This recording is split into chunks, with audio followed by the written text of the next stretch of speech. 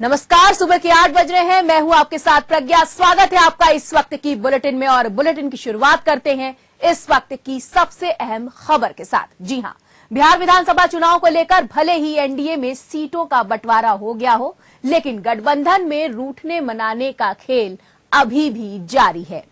सीटों को लेकर नाराज चल रही मांझी के बाद मांझी की पार्टी को तरजीह दिए जाने से एलजेपी खासा नाराज नजर आ रही है। खबर तो ये भी है कि रामविलास पासवान के बेटे चिराग पासवान ने बीजेपी नेताओं से मुलाकात भी की है। चिराग पासवान का ये भी कहना है कि सीटों को लेकर कुछ और बात की गई है।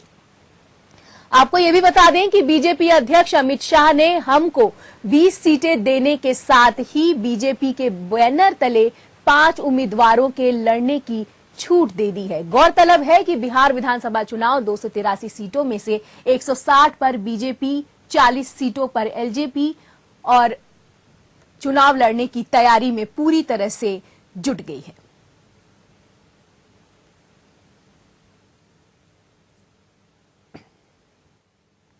चलिए बढ़ते हैं आगे। बिहार विधानसभा चुनाव के लिए बीजेपी आज अपने उम्मीदवारों की पहली सूची जारी कर सकती है।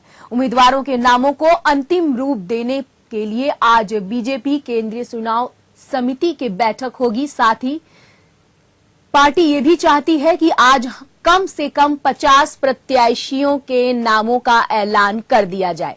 सूत्रों से मिली जानकारी के मुताबिक पार्टी उन सीटों पर उम्मीदवारों के नाम का ऐलान करना चाहती है जो उसे मिलना तय है। इससे पहले पटना में रविवार को बीजेपी की बैठक में पहले चरण के उम्मीदवारों को लेकर नाम लगभग तय कर लिए गए हैं। इस बैठक में सहयोगी दलों को दी जाने वाली सीटों और उनके संभावित उम्मीदवारों के नामों पर भी चर्चा की गई है। सूत्रों के मुताबिक प्रदेश चुनाव समिति ने अधिकांश मौजूदा विधायकों का टिकट बरकरार करने की सिफारिश भी की है। अगर ऐसा हुआ तो उम्मीदवारों के नामों का ऐलान करने वाली बीजेपी पहली पार्टी होगी।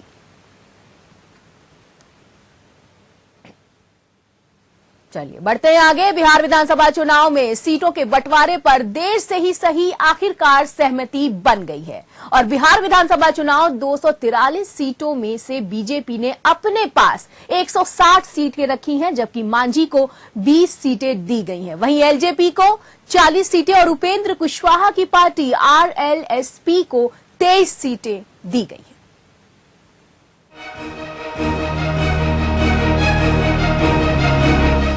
बिहार विधानसभा चुनावों के लिए देर से ही सही एनडीए में सीट बंटवारे पर सहमति बन ही गई।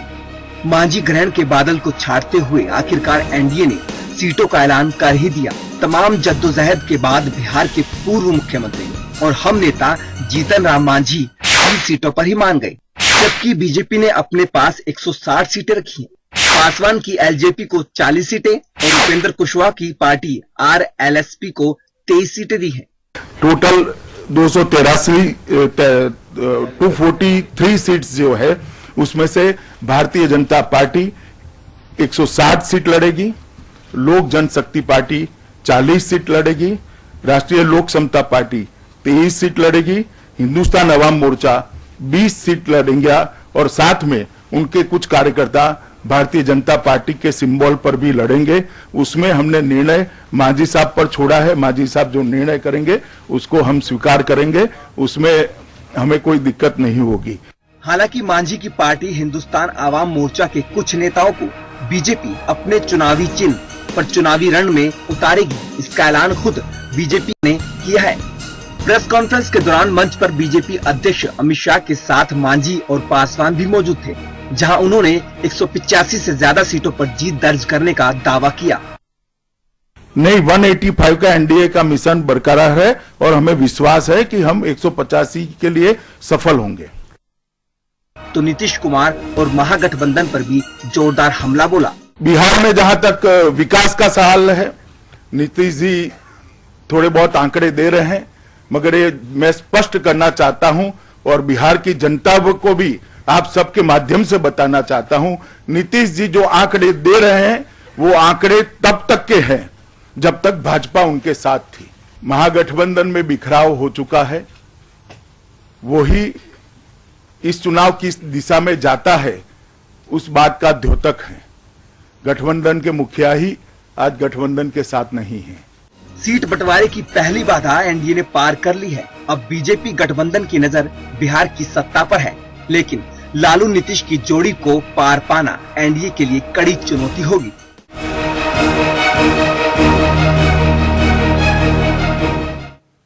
और उधर केंद्रीय मंत्री गिरिराज सिंह ने हमारे संवाददाता नमित त्यागी से बातचीत में क्या कुछ कहा है, आइए वो भी सुनिए। तो चलिए बढ़ते हैं आगे। राष्ट्रीय लोक समता पार्टी के अध्यक्ष और एनडीए के सहयोगी उपेंद्र कुशवाहा ने हमारे संवाददाता आलोक झा से बातचीत की। उन्होंने बातचीत में क्या कुछ कहा, पहले वो देखिए। हो गई, खुश हैं?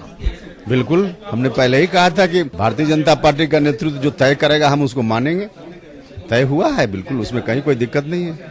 प्रधानमंत्री के नाम पे चुनाव लड़ा जाएगा, वही मुख्य प्रचारक होंगे, लगता है आपको फायदा मिलेगा इसका आप लोगों को? निश्चित रूप से इसका लाभ मिलेगा।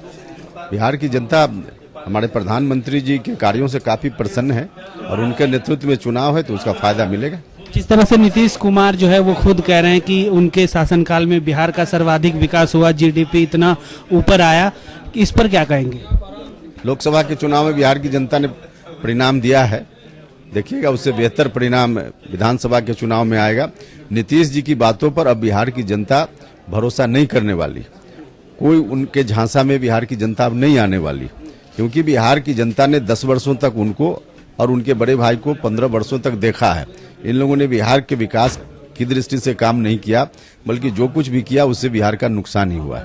अंतिम सवाल, ओबीसी की पार्टी भी बिहार में अपने हाथ आजमाएगी, लगता है आपको कि फायदा एनडीए को होगा? और जैसा महागठबंधन के नेता कह रहे हैं कि बीजेपी ने प्रोजेक्ट किया है बिहार चुनाव में मुस्लिम वोटों का बिखराव हो, इसलिए इस पर क्या कहेंगे?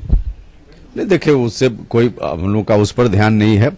हर संगठन को, पार्टी को काम करने की स्वतंत्रता है।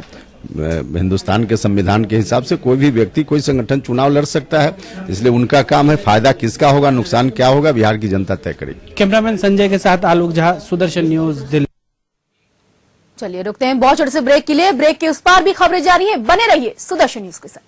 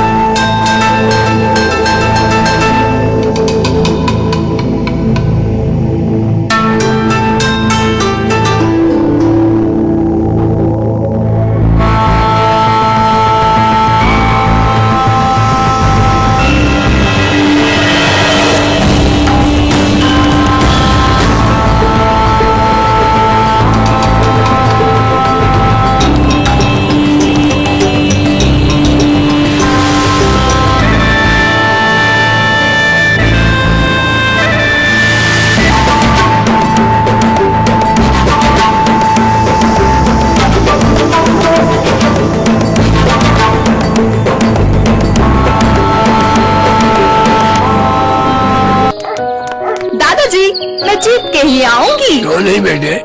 दीदी क्या बनाओगी? चने। Thank you. मैं जीत गई दादाजी। जीतना ही था। दीदी आप नहीं, एमडी है। यही तो है, एमडी है, चना मसाले का कमाल।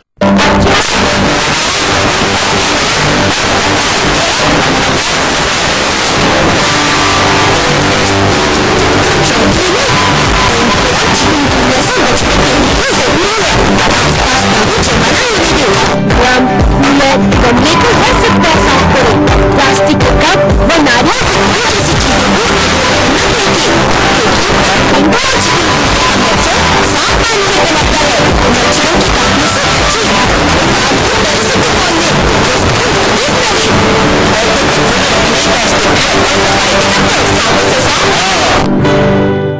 रूप मंत्रा आयुर्वेदिक फेस क्रीम, इसमें है 12 खास आयुर्वेदिक जड़ी बूटियों का संतुलित मिश्रण। ये चेहरे की त्वचा में समाकर उसे अंदर से निखारे और अंदर से स्ट्रॉन्ग बनाए, ताकि चेहरा रहे रोशन और अंदर से हो पोषण। Roop Mantra Ayurvedic face cream and face wash, ये कोई कॉस्मेटिक नहीं, आयुर्वेदिक औषधि है। खाना रखा है अब्बू, खा लो। ठीक है फरदीन, अब जाओ बेटा स्कूल, वरना लेट हो जाओगे। फरदीन, 11वीं क्लास में एडमिशन मिल गया? हाँ जी शुक्रिया। मेरे अब्बू मुझे पढ़ा लिखा कर बड़ा आदमी बनाना चाहते हैं और मैं अपनी पढ़ाई पूरी करके उनके इस काम को बड़ा करना चाहता हूँ। शुक्र है हमारे इस सपने को पूरा करने के लिए हमें मिल रही है अल्पसंख्यक कार्य मंत्रालय की तरफ से पोस्ट मैट्रिक स्कॉलरशिप। भाई गरीबी के चलते हम तो नहीं पढ़ पाए, ये पुश्तैनी काम सीखा और अब तक यही कर रहे हैं। लेकिन सरकार के इस वजीफे के मिलते ही मैंने तो सोच लिया है कि लोहार का बेटा अब अपनी पढ़ाई पूरी करेगा। पोस्ट मैट्रिक स्कॉलरशिप अल्पसंख्यक समुदाय के उन स्टूडेंट्स के लिए है जिनकी सालाना पारिवारिक आय 2 लाख रुपए से कम है और जिन्होंने मैट्रिक में 50% अंक प्राप्त किए हैं। और लड़कियों के लिए 30% स्कॉलरशिप निर्धारित है। अधिक जानकारी के लिए कॉल करें टोल फ्री नंबर 1800112001 पर। सबका साथ, सबका विकास।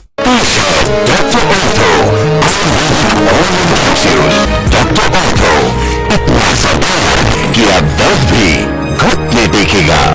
देखिए हमारा विशेष कार्यक्रम स्वास्थ्य मंत्र प्रतिदिन सुबह 10 बजे से 11 बजे तक अतिया हब्स के फाउंडर और रिसर्चर हकीम सुलेमान खान साहब के साथ सिर्फ सुदर्शन न्यूज पर। PCPNDT एक्ट के तहत लिंग जांच या चयन करना या करवाना या इसमें किसी भी तरह का प्रचार या सहायता करना कानूनन जुर्म है। इसमें 5 साल तक की सजा और 1 लाख रुपए तक का जुर्माना हो सकता है। जांच करने वाले डॉक्टर का लाइसेंस रद्द किया जा सकता है। मार्च 2015 तक ऐसे 271 केसेस में सजा सुनाई जा चुकी है। कब समझोगे? जेल जाने के बाद। लिंग चयन के विरुद्ध आवाज उठाएं, अपने जिला अधिकारी को तुरंत सूचित करें।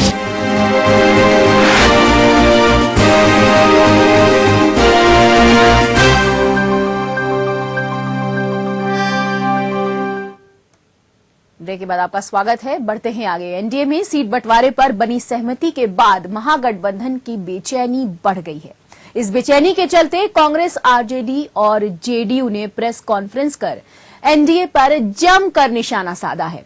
कांग्रेस ने बीजेपी पर वोटरों को खरीदने की कोशिश करने का आरोप लगाया है। वहीं जेडीयू ने मांझी पर भी जमकर हमला बोला। साथ ही ये भी कहा कि बिहार निवास में मांझी का रहना आचार संहिता के खिलाफ है।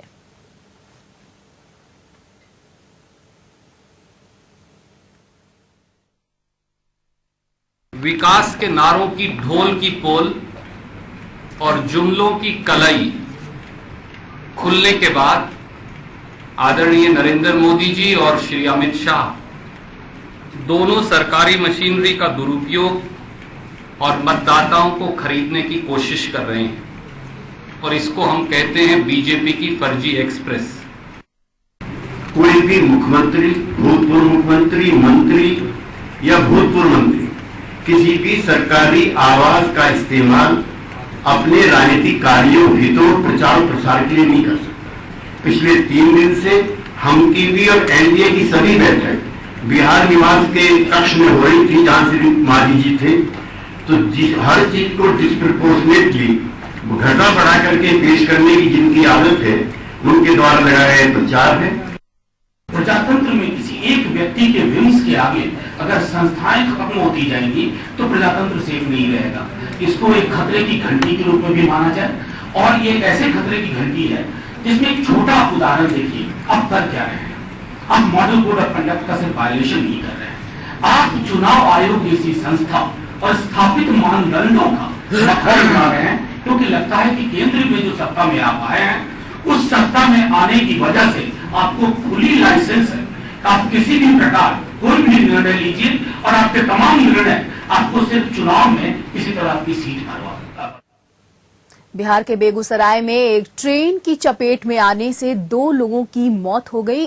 रिफाइनरी थाना क्षेत्र के हरपुर इलाके में हुए इस हादसे से नाराज लोगों ने जमकर बवाल काटा और पुलिस पिकेट पर हमला बोल दिया। इतना ही नहीं, पुलिस पिकेट पर पथराव करने के बाद लोगों ने उसे आग के हवाले भी कर दिया। उधर हालात को बिगड़ता देख पुलिस के एक जवान ने गोली चला दी, जिससे एक युवक की मौत हो गई। और आपको बता दें कि क्या था, लोगों ने पुलिसकर्मियों को घंटों तक बंदी बना लिया था और जमकर पिटाई कर दी थी। इतना ही नहीं, लोगों ने पुलिस के कई राइफल भी लूट लिए और NH 31 को जाम भी कर दिया था। लोगों की पिटाई से करीब 6 पुलिसकर्मियों को गंभीर चोटें आई हैं। घटना की काफी देर बाद तक इलाके में हालात तनावपूर्ण बने रहे। बाद में कोई थानों के पुलिस मौके पर पहुंची और हालात पर काबू पाया। फिलहाल घायल पुलिसकर्मियों का इलाज चल रहा है। वहीं पुलिस ने लूटी गई राइफल भी बरामद कर ली है।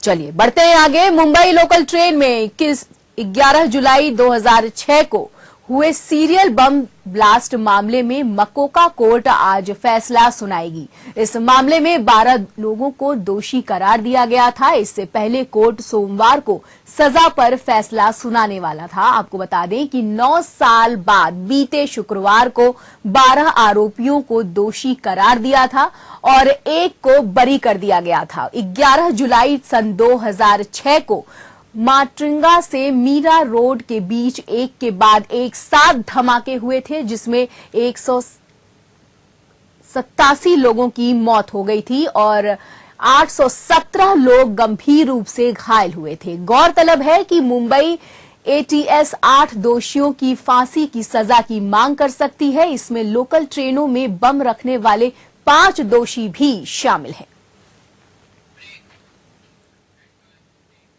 चलिए रुकते हैं एक और बहुत छोटे से ब्रेक के लिए। ब्रेक के उस पार भी खबरें जारी हैं। बने रहिए सुदर्शन न्यूज के साथ।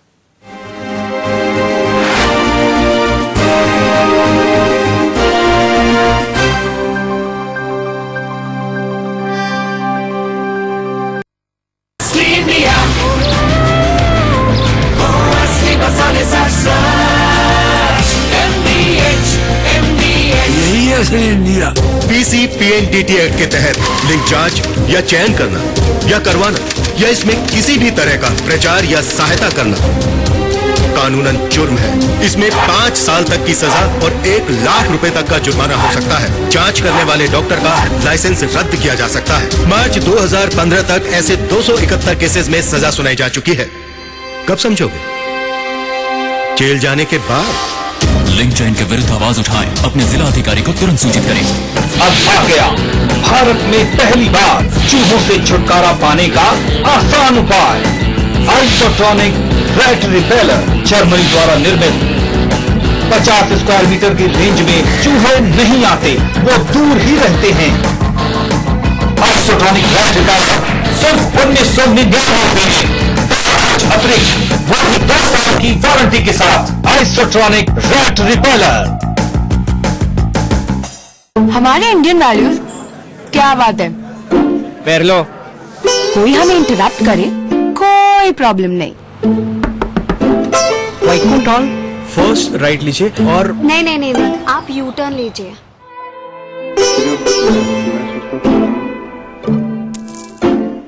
पापा पापा 1 मिनट।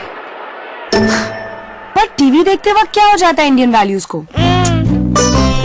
अब नहीं होगा, क्योंकि वीडियोकॉन D2H में है अनलिमिटेड रिकॉर्डिंग। टीवी को पॉज करो, प्रेम से इंटरप्ट हो जाओ और सिर्फ 1 रुपए में इंडियन वैल्यूज को मेंटेन रखो। Videocon D2H for Indian values.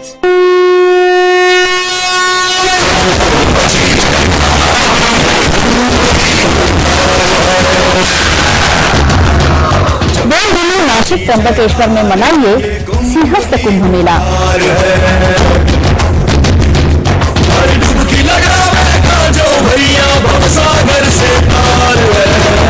तृतीय शाही स्नान नासिक में 18 सितंबर, त्र्यंबकेश्वर में 25 सितंबर। श्रद्धा, भक्ति तथा पर्यटन की सूचना तथा जनसंपर्क महासंचालनालय महाराष्ट्र। बुजुर्ग लोग टोका टोकी की आदत छोड़ दें तो आखिरी वक्त तक उन्हें सम्मान से दाल रोटी मिलती रहेगी। बुजुर्गों कम बोलिए, काम का बोलिए। मुनीष श्री तरुणसागर जी।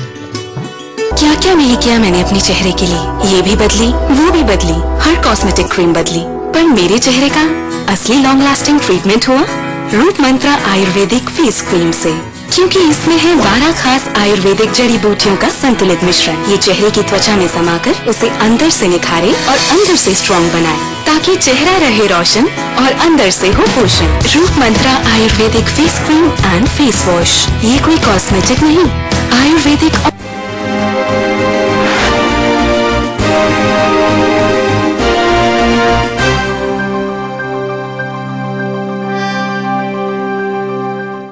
चलिए, ब्रेक के बाद आपका स्वागत है। रुक करते हैं अगली खबर का। डेंगू ने राजधानी दिल्ली में जिस तरह से अपना कहर बरपा रखा है, उससे ये अनुमान लगाया जा रहा है कि इस साल डेंगू ने अपने प्रकोप से 5 सालों का रिकॉर्ड तोड़ दिया है। जी हां, डेंगू के कहर से दिल्ली सरकार भी बेहद चिंता में है। देखिए एक खास रिपोर्ट।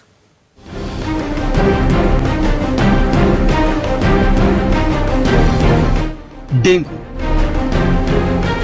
ये नाम एक बीमारी का है जो तकरीबन सबने सुना होगा, लेकिन आतंक बनकर राजधानी दिल्ली में डेंगू का कहर लगातार बढ़ता जा रहा है, जिसके चलते दिल्ली में लोगों की मौत का आंकड़ा बढ़ने की कगार पर है। डेंगू के बढ़ते मामले और डेंगू से होने वाली मौतों से दिल्ली सरकार की चिंता भी बढ़ती जा रही है। राजधानी दिल्ली में इस बार पिछले 5 सालों में सबसे ज्यादा डेंगू के मामले सामने आए हैं। इस साल डेंगू के लक्षणों में मरीजों के प्लेटलेट लेवल में भारी गिरावट देखी जा रही है, जिससे अस्पतालों, क्लिनिकों और ब्लड बैंकों में भीड़ बढ़ती जा रही है। वहीं डॉक्टरों का मानना है कि आने वाले 4 हफ्तों में डेंगू के मामले और भी बढ़ सकते हैं, क्योंकि अभी तक तापमान में गिरावट नहीं आई है। दिल्ली स्वास्थ्य विभाग ने सभी अस्पतालों को एडवाइजरी जारी कर कहा कि वे डेंगू के किसी भी मरीज को दाखिल करने से इनकार न करें। अस्पतालों को डेंगू के मरीजों के लिए बेड की संख्या बढ़ाने की भी हिदायत दी गई है। एम्स की एक शुरुआती रिपोर्ट के मुताबिक इस सीजन में डेंगू के टाइप 2 और टाइप 4 मामले ज्यादा सामने आए हैं। वहीं डेंगू जैसी खतरनाक बीमारी से लोगों में डर बेहद ज्यादा फैला हुआ है, जिसको ध्यान में रखते हुए स्वास्थ्य मंत्री सत्येंद्र जैन ने लोगों से भी अपील करते हुए कहा कि मरीज को बुखार होने पर घबराहट के चलते अस्पतालों में ना लेकर जाएं। पहले डॉक्टर की सलाह लें, उसके बाद ही अस्पताल में मरीजों को भर्ती करवाने जाएं। अभी रोगी कल्याण समिति के सभी चेयरमैन को बुलाया गया था, जो हमारे विधायक हैं अलग अलग हॉस्पिटल्स में, पार्लियामेंट सेक्रेटरीज जो हेल्थ के हैं तीनों, उनको भी बुलाया गया था, और जो हमारे एक्सपर्ट्स हैं डेंगू के ऊपर, उनके साथ सबके साथ मिलकर बातचीत की गई है। और सभी को बताया गया कि वैसे भी ऑलरेडी सभी लोग अपने अस्पताल में जा रहे हैं, तो सीएम साहब ने कहा है कि सब लोग अपने अपने हॉस्पिटल्स में दिन में एक बार जरूर जाएंगे, सारे एमएलएज, और वहाँ पे किसी भी तरह की कोई भी कमी है तो उसको दूर कराएंगे। ये उनकी जिम्मेदारी है। किन किन चीजों पे खास ध्यान दिया जाएगा? जैसे कि अगर वहाँ पर जा रहे हैं, सबसे पहले कि अगर हम डेंगू टेस्ट करने की किट नहीं है या किसी का एडमिशन नहीं हो रहा है तो एडमिशन करा के देंगे। वहाँ पे सफाई का ध्यान रखेंगे। जितने पेशेंट हैं सबसे मिल के आएंगे, जितने भी डेंगू के पेशेंट हैं उनसे मिल के आएंगे। डेंगू का डर राजधानी के लोगों के दिलो दिमाग में बस चुका है, जिससे बचने के लिए लोगों का खुद इलाज करना भी खतरनाक साबित हो सकता है। किसी भी इलाज से पहले डॉक्टर से सलाह लेना बेहद जरूरी है। डेंगू से बचने के लिए जागरूकता ही काफी है।